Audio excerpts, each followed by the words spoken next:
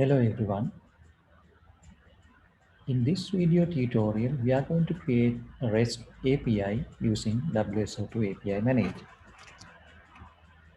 So I have the WSO2 API Manager up and running. So I'm going to access the API Manager Publisher portal that is available in this particular URL. So once you click on the URL, you are going to log in with the username and password. So I'm going to use the default username and password.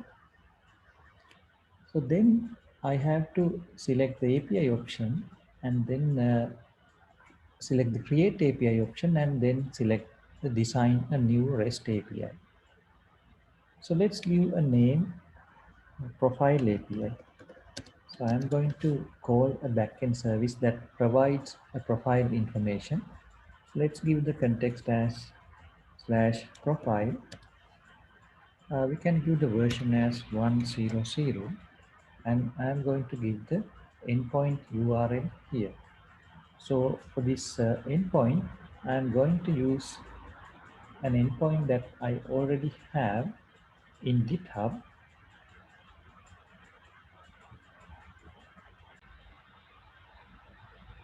So this backend service is hosted in GitHub using this mock API JSON server.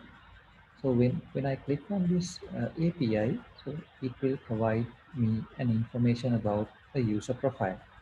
So let's click on this URL and you can see this is the output I am going to get. So what I will do is I will copy this particular URL and then use that as the endpoint in my API.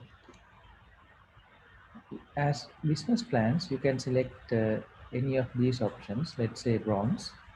And from here, you can just create and publish the API with a single click.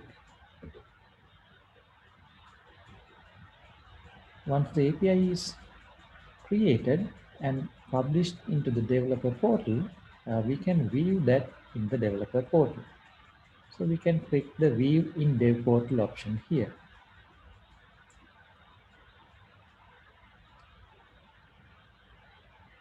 So once you click the dev portal link, so you can see this is my API.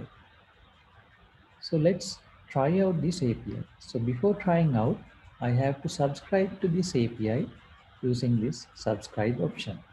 So here I can select an existing application or I can create a new application. So in this scenario, I am going to use an existing application, which is the default application. So throttling policy, bronze is the throttling policy that we have created uh, when we are creating the API, we use the bronze throttling policy. So at the subscription time also, we are going to use the same policy. So once we do that, now we can go to the tryout option and try out this API. So we can select what is the type of security key that we are going to use. So in this case, we can use the OAuth security type and we can get a test key for testing this particular API.